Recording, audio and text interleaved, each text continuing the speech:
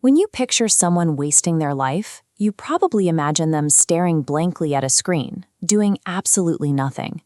But in the modern economy, highly intelligent people rarely sit still. They waste their potential through intense, aggressive motion. They spend years running in place, confusing the act of being busy with actual progress. This happens because most of our effort is directed toward maintaining a system we don't own. When you trade your hours for a wage, you are essentially selling your biological energy to fuel an engine someone else designed. Replying to emails, sitting in meetings, and clearing notification badges feels productive. Society even rewards this behavior. Your boss praises you for being responsive. Yet this is pure administrative friction, the daily busy work required to keep a large organization from stalling. Living this way is a failure of leverage.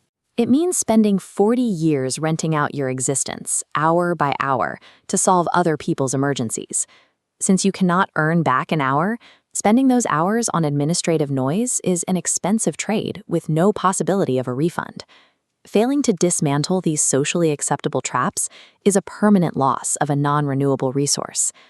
Before you can build a self-sustaining system, you have to gather the raw materials required for autonomy, your attention and your capital. You have to reclaim your bandwidth from the first two traps. The first constraint is shallow work. Most people spend 8 hours a day managing the friction of communication. They organize desktop folders and answer Slack messages. This is noise. It does not move the needle. The market only pays a premium for deep, unbroken concentration that solves complex problems. 1 hour of intense, focused architecture, writing the script, designing a curriculum, or coding a new tool, is worth 100 hours of shallow, busy work. The second constraint is the visible status game. This involves trading decades of time for money, only to immediately exchange that money for depreciating luxury items. These symbols are often bought to earn the respect of strangers who aren't actually looking at you. Look at this split-screen chart. On the left, a bar of capital shrinks as it is converted into a depreciating asset. On the right, we see the concept of invisible wealth. This chart shows an expanding portfolio growing quietly in a hidden vault. Real wealth is the money you do not spend. This hidden capital buys you something practical, the ability to say no to projects you don't like. It gives you the power to choose exactly what occupies your Tuesday morning. By eliminating shallow busy work and expensive status symbols, you secure the specific raw materials needed to move forward. You now possess unfractured attention and retained capital. With those raw materials secured, we enter the deployment phase. Your attention and capital must now be used to construct a self-sustaining engine. This line chart plots time against revenue. Notice how the line rises steadily, but then hits a hard, solid ceiling labeled 24 hours. This is the linear income trap.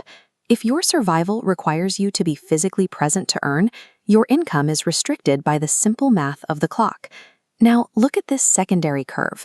It breaks through that 24-hour ceiling, separating the revenue trajectory from the time axis.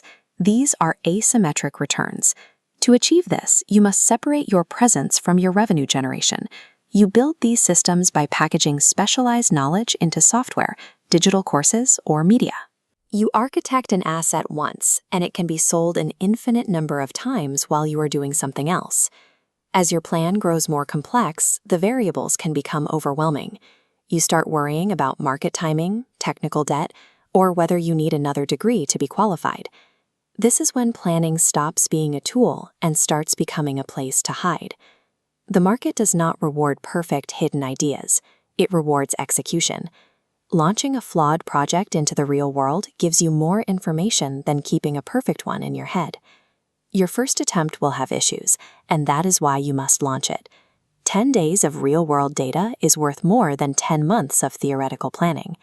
Even if you launch your project, there is one final barrier. This is a life where your ratio of passive consumption outweighs your active production. The modern economy is engineered to keep you as a passive spectator. It invites you to mindlessly scroll through endless feeds and consume other people's narratives, rather than building your own. You have to flip the ratio. Autonomy requires you to synthesize information rather than just absorbing it.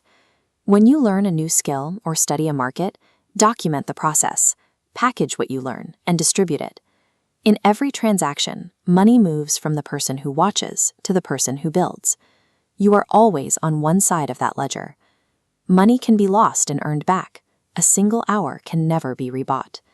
You can continue following the default script, or you can start architecting your own autonomy.